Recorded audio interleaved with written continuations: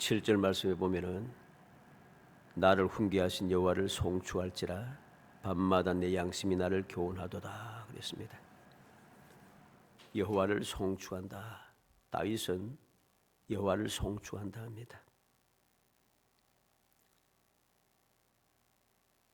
왜 여호와를 송축하는가? 7절 맨 처음에 보면 나를 훈계하시는 그랬습니다. 하나님께서 나를 훈계하신다. 언제? 밤마다 내 양심 나를 교훈하도다. 하나님께서 밤마다 나를 훈계해 주신다는 것이죠. 그래서 다윗은 하나님을 송축한다고 그렇게 말합니다. 그러면 밤이 무엇입니까? 밤이라고 하는 것은 환난과 고통과 실패와 슬픔과 억울함과 원통함과 죽음과 죄악과 하여튼 여러 가지 문제를 의미하는 것이죠.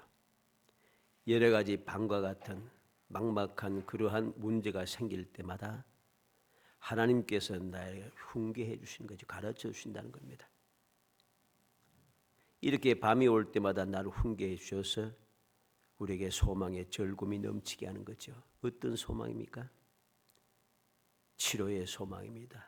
내 육신의 질병이 들고 약해질 때 주님께서 치료해 주신다는 소망.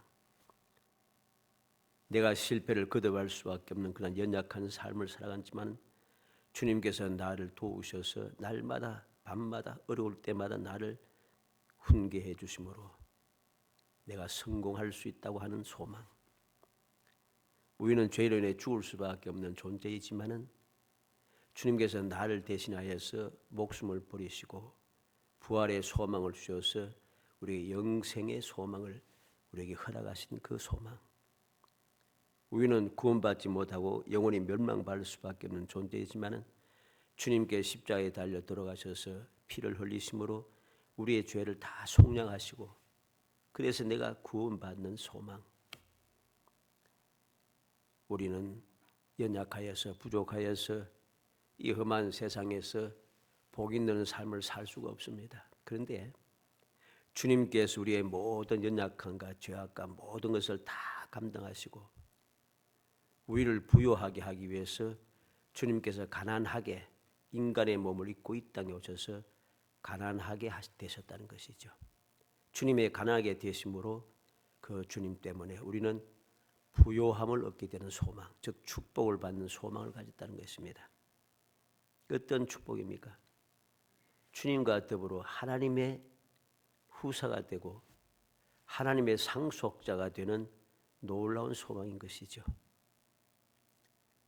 다시 말해서 우리가 말씀을 통해서 우리에게 주어진 약속, 그 약속된 말씀이 우리에게 반드시 이루어진다고 하는 소망, 이것이 주어졌다는 것입니다. 밤이 올 때마다 하나님께서 나를 훈계하셔서 이 놀라운 소망을 간직하며 소망을 누리며 살아갈 수 있게 되었으니 여호와를 송축하지 않을 수 없는 거예요. 그럼 송축한다는 말이 무슨 말입니까? 송축한다는 말은 무릎을 꿇는다는 것입니다. 내가 하나님 앞에 하나님께서 내가 밤을 만날 때마다 이렇게 나에게 교훈해 주셔서 내게 소망을 주시니 내가 하나님께 무릎을 꿇는, 다시 말해서 하나님만 섬긴다는 것이죠. 송축한다는 말은 말 그대로 또 찬양한다는 말이죠. 내가 하나님 말을 찬양할 수밖에 없어요. 왜? 밤마다 내게 소망을 주시니까. 세상을 살아가면서 밤은 끊임없이 찾아오기 마련입니다. 그럴 때마다 믿음의 사람들에게는 그 밤이 만날 때마다 하나님께 찾아와서 가르쳐 주시니까, 방법을 가르쳐 주시고 훈계해 주시니까 그 은혜를 내가 누리며 살게 되니까 찬양이 나오지 않을 수가 없어요. 그래서 믿음의 사람들은 찬양 가운데 찬양을 부르고 하나님께서는 성도들을 찬양하기 위해서 창조하셨다고 말씀하신 것이고 그 찬양 가운데 거하신다고 하나님께 친히 말씀해 주시는 것입니다. 또 송축한다는 말은 경배한다는 의미죠. 이렇게 하나님께서 밤마다 나를 교훈하시고 너라에게 소망을 갖게 하시니까 내가 하나님만을 경외할 수밖에 없어요. 하나님 외에 다른 것을 경외할 수가 없습니다. 이 은혜를 깨닫는 사람은 사람을 경배하거나 세상의 헛된 것을 경배하는 그런 이상한 삶을 살 수가 없어요. 또는 감사한다는 말이죠. 하나님께서 밤마다 나를 가르쳐 주시니까 너무 감사하잖아요. 실패할 수밖에 없나, 연약한 나, 고통당한 나, 환난당한 나, 원통한 나, 여러 가지 죄악과 문제가 생길 때마다 나를 도우셔서 내게 소망을 주니까 너무 감사한 거죠. 그래서 바울 사도는 평생을 살아가며 감사와 찬양을 끊임없이 이어갔고, 오늘 본문의 다윗도 평생을 살아가면서 힘들고 어려운 가운데서도 심지어는 미친 채 하고 쫓겨나서도 하나님 앞에 감사하고 찬송하는 것입니다. 우리는 이 놀라운 사실을 다시 한번 우리의 마음에 새기겠습니다. 여호와를 송축할지라. 우리가 왜 예수를 믿고 이렇게 여호와를 송축하는 언약의 하나님을 송축하며 살아갈 수밖에 없는가? 그러면 언약에서 하나님을 송축하며 살아가는 비결 혹은 그렇게 살아가는 사람은 어떠한 사람인가? 어떤 사람이 여호와를 송축할 수 있느냐는 것입니다. 그 사실을 오늘 말씀을 통해서 간단하게 살펴서 우리 모든 성도들이 앞으로 주님 부르실 때까지 이 세상을 살아가는 동안에 다윗처럼 여호와를 항상 송축하며 살아가서 하나님께서 예비하신 은혜를 마음껏 누리는 행복한 성도가 되시기를 주의 이름으로 축복합니다.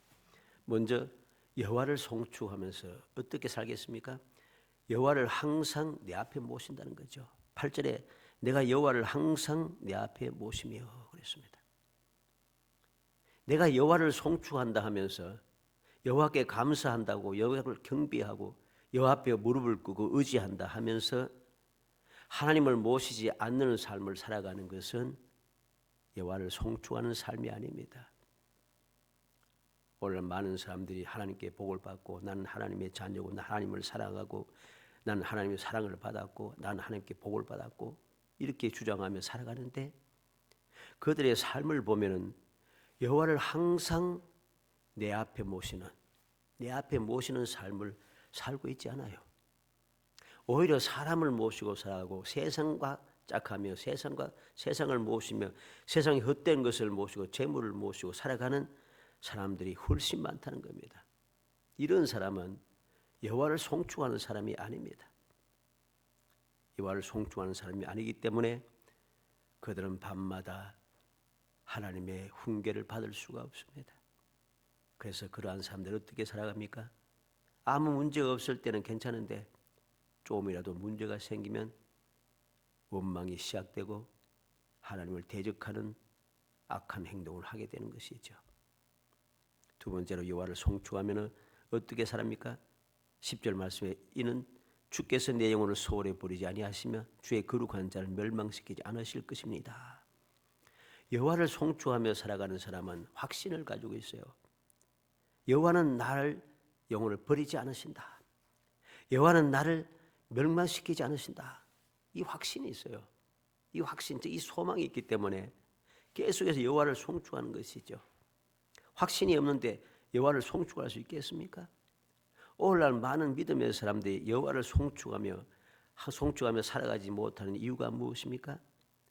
하나님께서 나를 버리지 않으시고 하나님께 나를 멸망시키지 않으신다는 확신이 없으니까 장반 다른 곳에 의지하고 다른 곳을 바라보고 다른 곳을 살피기 시작하는 것입니다. 뒤를 돌아보기도 좌우를 살피고 다른 소리에 귀를 기울이며 다른 것을 보려고 애쓰게 되는 것이죠. 왜 그럴까요? 내 영혼을 소홀히 버리지 아니하시며 나를 멸망시키지 않으신다는 확신이 없기 때문입니다. 나를 버리지 않으신다고 하는 확신이 없기 때문입니다. 확신이 없으니까 여호와를 송축하는 삶을 살 수가 없어요. 언제든지 무릎 꿇고 하나님을 의지하는 삶. 찬양하며 감사하는 생활, 경배하며 의지하는 생활, 이러한 올바른 신앙생활을 하지 못하는 것입니다. 확신이 없기 때문이죠. 그러나 믿음에 있는 사람, 확신을 가진 사람은, 진정으로 여호와를 송축하며 살아가는 사람은 이 확신이 있기 때문에 두려워하지 않습니다. 주저하지 않습니다. 앞을 향하여 전진하고 좌우로 치추지 않으며 뒤 돌아보지 아니하고 앞서가신 주님만 바라보며 나아가는 것이죠. 그래서 바울 사도는 그렇게 고난과 고통과 괴로움을 받으면서도 뭐로 합니까? 믿음의 주 온전케 하신 예수를 바라보자. 예수만 바라보자는 거죠. 내가 자랑할 것은 예수 그리스도의 십자가밖에 없다. 또 자랑할 것은 나의 연약함을 자랑한다고 그는 그렇게 노래하고 있습니다. 왜? 하나님께서 나를 버리지 않을 것임을 확신하기 때문이죠. 마지막 세 번째로 여호와를 송축하며 살아가는 사람들은 어떤 마음으로 살아갑니다? 어떤 마음으로 살아갑니까? 하나님께서 생명의 길을 내게 보이신다. 이런 확신을 가지고 살아갑니다. 11절에 주께서 생명의 길을 내게 보이시리니, 생명의 길, 주님을 믿고 의지하며 송축하며 살아가는 믿음의 사람들은 어떠한 절망 가운데서도 소망을 볼 수 있는 거죠. 사망 가운데서도 생명을 볼 수 있는 거예요. 실패할 수밖에 없는 곳에도 성공의 길을 보고, 앞길이 막막한 가운데서도 주님 예비하신 길이 보이는 것이죠. 길을 보여주신다는 것. 그래서 그 가는 길이 잘못되지 않고 세상에 휩쓸리지 아니하고 막막하여 주저앉지 아니하고 낙심하지 아니하고 주님 가신 길을, 주님께 보여주신 길을 향하여 주님과 앞서가신 주님을 바라보며 계속해서 따라가게 되는 거죠. 그 길을 따라가다 보니까 어디에 도달합니까? 주님은 부활 성천하셔서 영광의 보좌 우편에 계시니까 우리가 바로 그곳을 향하여 갈 수 있게 되는 것이죠. 그래서 이러한 은혜를 깨닫고 이러한 사실을 확신하며 살아가니까 계속해서 여호와를 송축하게 되고, 여호와를 송축하니까 밤마다 내가 하나님의 교훈을 받으면서 모든 두려움과 근심과 걱정을 떨쳐내고 언제 어디서 무엇을 한지 하나님만 모시며 살아가게 되는 것이죠. 결과가 무엇입니까? 8절 말씀 하반절에 그가 나의 오른쪽에 계심으로 내가 흔들리지 아니하리로다. 이렇게 송축하며 살아가니까 하나님께서 내 오른쪽에 계십니다. 그래서 나는 흔들리지 않아요. 내 오른쪽에 계신 하나님께서 권능의 손으로 나를 붙잡아 주시기 때문이죠. 흔들릴 수가 없어요. 9절에는 이러므로 나의 마음이 기쁘고 나의 영도 즐거워하며 내 육체도 안전히 살리니, 여호와를 송축하며 살아가는 사람들은 마음이 기쁩니다. 영혼이 즐겁습니다. 육체가 안전히 살게 됩니다. 모든 기쁨과 즐거움과 놀라운 평안이 넘쳐나는 것이죠. 그리고 여호와를 송축하며 살아가는 사람들의 결말이 어떠합니까? 11절에 하반절에 주의 앞에는 충만한 기쁨이 있고 주의 오른쪽에는 영원한 즐거움이 있나이다. 내가 흔들리지 않고 마음도 기쁘고 영도 즐겁고 육체도 안전하고, 그래서 그 주님과 함께 살아가니 내게는 충만한 기쁨이 있고 영원한 즐거움이 있다는 것. 어디에서도 주님 앞에 있는 곳, 내가 주님을 내 앞에 모시고 살아가는데 내 앞에 있는 그 주님께는 충만한 기쁨, 영원한 즐거움이 있더라는 것입니다.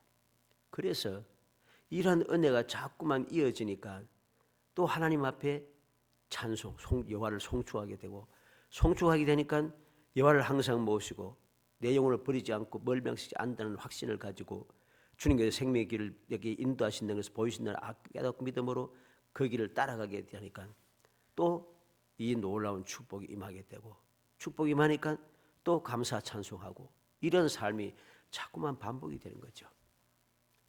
이 사실을 믿지 못하는 사람들은 이 삶이 계속 반복되는 이 감사와 찬송의 삶, 기쁨과 즐거움이 넘치는 삶, 이런 믿음의 실상을 보고 믿음의 증거를 가지는 이러한 삶을 살아가지 못하고 굴곡지고 자꾸만 주저앉고 넘어지고 뒤돌아보고 좌우를 슬피면서 새안길로 나아가고 하는 점점 고통스러운 삶을 살아가게 되죠.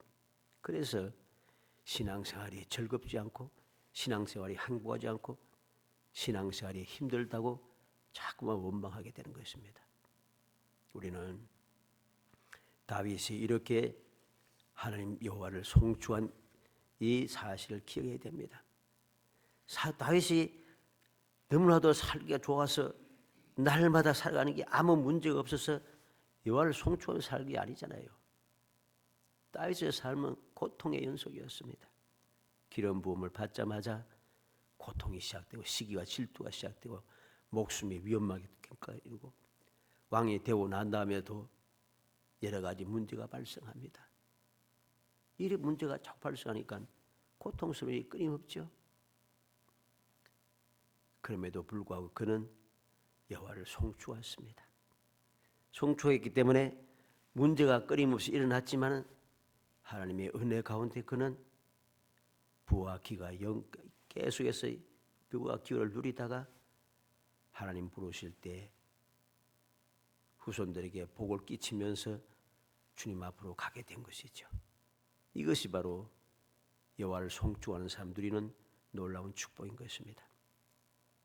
시편 11편 신명기 11장 13절로 15절에 보면 내가 오늘 너희에게 명하는 내 명령을 내가 만일 청중하고 너희 하나님 여호와를 사랑하여 마음을 다하고 뜻을 다하여 섬기면 여호와께서 너희의 땅에 이른 비와 늦은 비를 적당한 때에 내리시니 너희가 곡식과 포도주와 기름을 얻을 것이요 또 가축을 위하여 들에 풀이 나게 하시리니 내가 먹고 배부를 것이라. 하나님께서 뭐라고 했습니까? 이 다윗처럼 하나님의 말씀대로 순종하며 살아가는 하나님을 사랑하면서 마음과 뜻과 정성을 다해 주를 섬기며 살아가면은 모든 것이 복이 된다는 것이죠. 사무엘상 7장 3절에는 사무엘이 이스라엘 온 족속에 말하여 이르되 만일 너희가 전심으로 여호와께 돌아오거든 이방 신들과 아스타롯을 너희 중에서 제거하고 너희 마음을 여호와께로 향하여 그만 섬기라. 그리하면 너희를 블레셋 사람의 손에서 건져내시리라.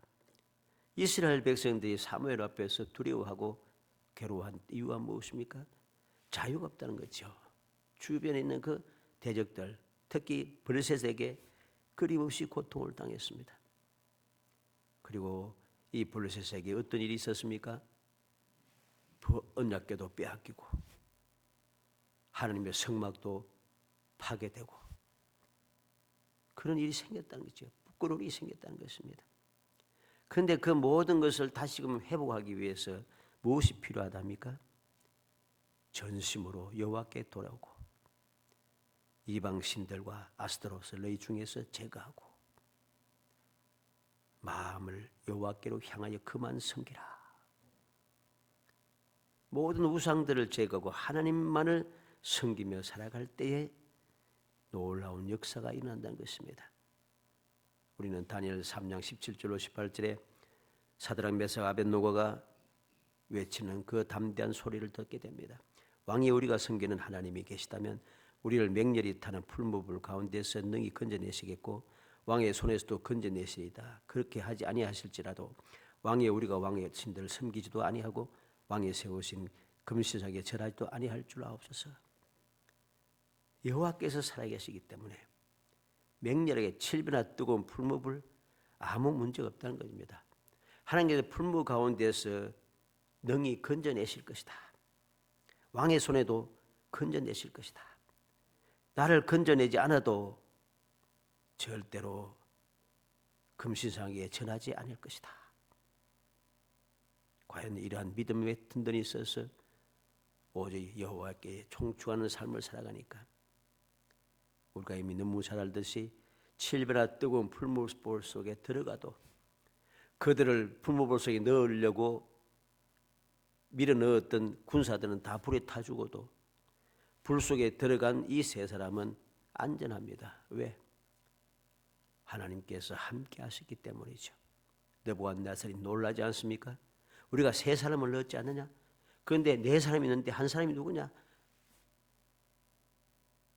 그들은 두려워하고 놀라서 하나님을 찬양하는 역사가 일어났다는 것이죠. 사도행전 27장 23절 25절에도 내가 속한 바 곧 내가 섬기는 하나님의 사자가 어젯밤에 내 곁에서 말하되 바울아 두려워하지 말라. 내가 가이사 앞에 서야겠고 또 하나님께서 너와 함께 항해하는 자를 다 내게 주셨다 하였으니 그러므로 여러분이 안심하라. 난 내게 말씀하신 그대로 되라고 하나님을 믿노라. 모든 사람들이 죽음을 기다리면서 먹지도 않고 죽을 날만 기다리고 있는 그러한 때에 이 바울 사도는 담대합니다. 왜 담대합니까? 내가 섬기는 하나님의 사자가 어젯밤에 내 곁에서 말씀하셨다는 것입니다. 무슨 말씀입니까? 두려워하지 말라. 가이사 앞에 설 것이다. 너와 함께 항해할 자를 다 내게 주셨다. 이 약속의 말씀을 듣고 바울 사도는 어땠습니까? 안심하라. 나는 내게 말씀하신 그대로 되리라고 하나님을 믿노라. 이런 확신을 가지면서 그가 살아가니 하나님께서 약속하신 대로 놀라운 소망의 역사가 일어나게 된 것이죠. 죽기만 기다리던 사람들이 하나님의 도움으로 살게 되고 안전하게 구원을 받으며 안전하게 로마로 들어가게 됐다는 것입니다. 요한계시록 7장 15절로 17절에도 그러므로 그들이 하나님의 보좌 앞에 있고 또 그의 성전에서 밤낮 하나님을 섬기며 보좌에 앉으시니가 그들 위에 장막을 치시리니 그들이 다시는 줄이지도 아니하며 목마르지도 아니하고 해나 아무 뜨거운 기운에 상하지도 아니하리니 이는 보좌 가운데서 계신 어린 양이 그들의 목자가 되사 생명수 샘으로 인도하시고 하나님께서 그들의 눈에 모든 눈물을 씻어 주실 것입니다. 결말이 무엇입니까? 여러 가지 환난과 고통이 끊임없이 이어졌지만은 끝까지 믿음을 지키는 사람들 위해서 하나님께서 그들 위해 장막을 쳐주신다. 장막을 쳐주신다는 것. 목마르지도 아니하고 줄이지도 아니하고 해나 아무 뜨거운 기운에 상하지도 아니하고 예수님께서 친히 목자가 되셔서 생명수 샘으로 인도하시고 하나님께서 눈에서 모든 눈물을 다 씻어주신다는 거죠. 이제는 슬픔이 없는 겁니다. 이제는 고통도 없고 괴로움도 없고 원통함도 없고 억울함도 없습니다. 오직 기쁨과 즐거움만이 넘쳐나는 것이죠. 영원히 찬송하는 그러한 삶을 살아가게 되는 것입니다. 살아가는 성도 여러분, 우리는 다윗의 여호와를 송축하는 이유를 다시 한번 마음에 새기고 여호와를 송축하면서 그는 어떻게 살았는가 하는 삶의 모습을 우리의 마음에 새겨야 되겠습니다. 그래서 말로만 송축하는 것이 아니라 정말 송축하는 사람답게 하나님을 항상 모시고 확신을 가지고 주님 예비하신 그 길을 보면서 좌우로 치우치 않고 뒤돌아보자 하며 앞서가신 주님을 끝까지 따라가면서 그래서 밤마다 어떤 문제가 생기는지 하나님의 가르침을 받아 모든 것을 넉넉하게 이겨내고 하나님의 영광을 찬양하며 약속된 복을 마음껏 누리는 정말 행복한 성도 되시기를 주의 이름으로 축복합니다. 은혜 감사합니다. 사랑하여 주셔서 택하여 주시고 저들을 하여금 주님의 은혜를 기억하게 하시고 끊임없이 그 약속의 말씀을 굳게 믿고 끊임없이 여호와를 송축하며 살아갈 수 있도록 돌봐주시기를 간절히 바라곤 합니다. 그래서 여호와를 송축하는 삶을 끊임없이 이어가 언제 어디서 무엇을 하는지 늘 항상 함께 하시고 약속한 바를 이루어주신 그 능력을 덧입어 소망 중에 절구하게 하시고 믿음의 실상과 믿음의 증거를 가지고 마음껏 주를 찬양하며 살아갈 수 있게 하시며 그 찬양이 끊임없이 이어지고 끊임없이 회복되고 끊임없이 반복되어질 수 있도록 만복으로 채워주시기를 간절히 소원하옵고 예수님의 이름으로 기도합나이다. 아멘.